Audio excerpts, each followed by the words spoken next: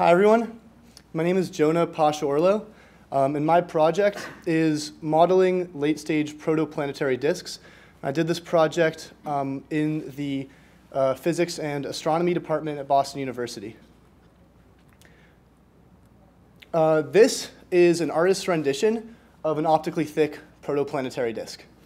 This is the type of disk that I'm using in my modeling system. This sort of represents the assumptions that we're making about the stars that we're looking at. So the important things to notice in this picture are that the disk, first of all, is optically thick. This is the major assumption. The dust in the plane of the disk is opaque to the radiation of the star. So you can see that the inner regions are most radiated, and it cools, it gets less hot as it goes outward.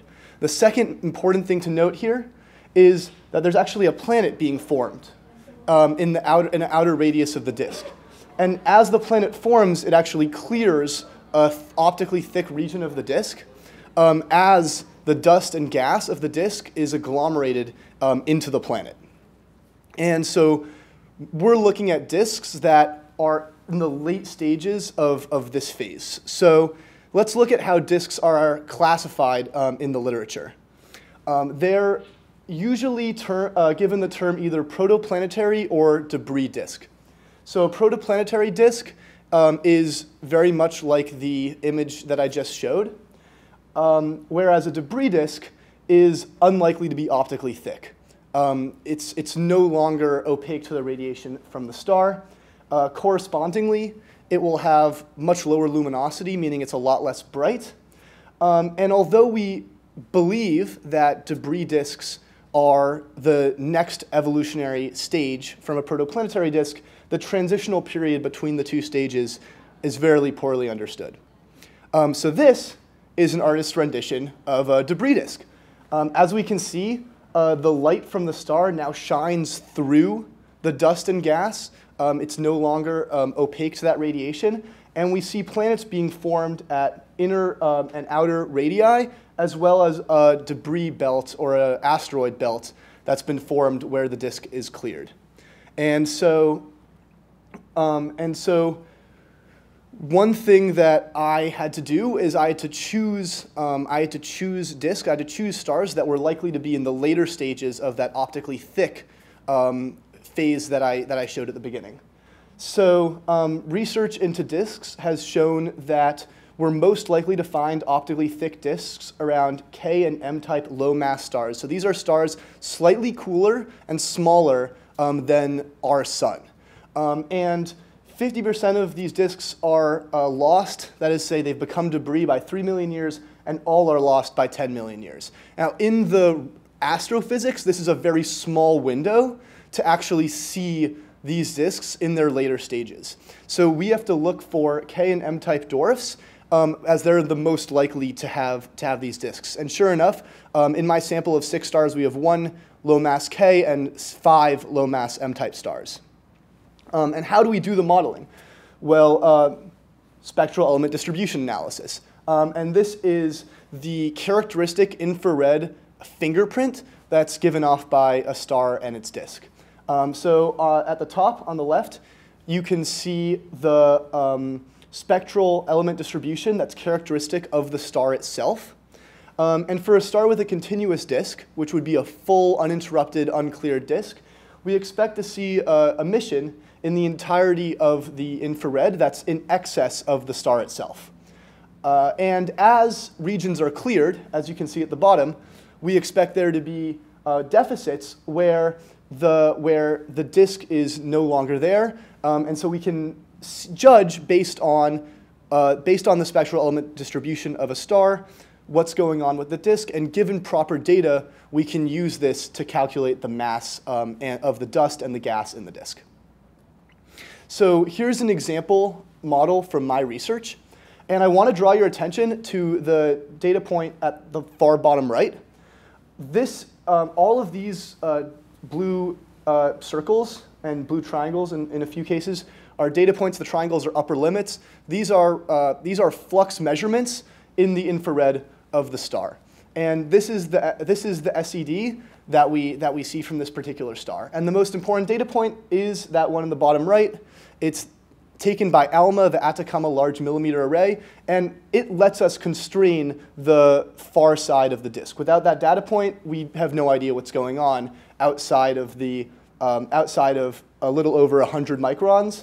And below the ALMA data point, we have a lot of measurements. The ALMA data points are rarer because those basically show where we still have disks. So I looked at 2 papers that present ALMA measurements and chose 6 stars from those papers to model in greater detail with our modeling system that we use in our department. The goals for this project were to use the modeling system to fit the SEDs of these ALMA-detected disks, to thereby place constraints on the parameters of the disk, and with those parameters to find the dust masses of the disk. Because the dust mass in the disk shows how much dust is still in its optically thick phase and how much has turned into planets. What evolutionary stage that disk is from the first picture that I showed to the second picture I showed back at the beginning. So here is a table that I've prepared of the 6 stars that I'm looking at. The spectral type, as I said, they're almost all low mass M-type stars. The mass is in units of solar mass of our sun, its brightness, its temperature, where it is in the sky, and the references for the photometry that I used from the literature. And in some cases, I actually had to reduce the photometry myself if I didn't trust the data for some reason or other. That means I had to download the images and do the data reduction process myself. And here are the best fit disk parameters that we found. And as I said, the most important thing here is the dust masses that we found. This tells us at what stage. This can be used in later research, essentially, to show at what evolutionary stage the disk is at and how much of its disk mass has likely agglomerated into planets or a planetary system. So to wrap up, the takeaways of this project are that young stars with temperatures lower than our sun are most likely to maintain their optically thick disk phase long enough that we can actually study them. These disks are the birthplace of planets. We don't know how planets are formed, and so this type of research is really important into putting together the puzzle of by what process and by what mechanisms this full disk that I showed at the beginning becomes a planetary system like the one in which we live. And finally, the dust masses that I've found are important stepping stones in filling in that puzzle and getting a greater understanding of, how the Earth exists and how life as we know is a thing. Thank you very much.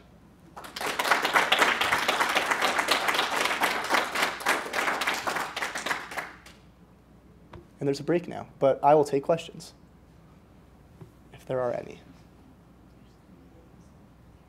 Yes? What's a disk? A disk is a flat, circular region of dust and gas that is the result of the envelope from which a star originally forms. And so a way for you to think about it is the rings of Saturn, but on a solar system scale. When Saturn formed, conservation of angular momentum and a bunch of nerdy factors contributed to remaining debris in rings around the outside of the planet. And any time a star, or many times when a star forms, the same thing happens, and you have a massive disk of dust and gas around the star. Yes? What was the most challenging part of your research? The most challenging part of my research was definitely figuring out when to go with what was given with the literature, or knowing when to look into their methods and saying, actually, we don't necessarily trust this. Maybe the undergrad who reduced this data didn't do a great job. Maybe their methods are outdated. And one of the goals of this project is we're taking new data. These ALMA measurements were only presented in 2015.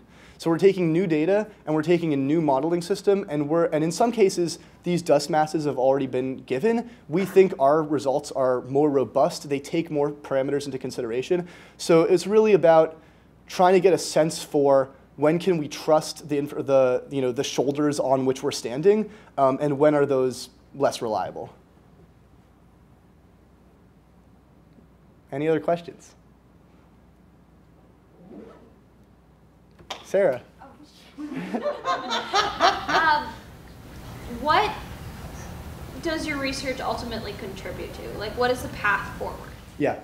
So we can, in future research, dust masses will be used to calculate more exact evolutionary paths for planetary systems. Right now, all we basically know is, and the reason this is hard to put together is because these disks evolve very quickly in the astronomy perspective, right? By 10 million years, which is a snap of time in the galactic, in the universal sense, they're gone. So right now, all we know is by 3 million years, some of them are gone. By 10 million years, they're all gone.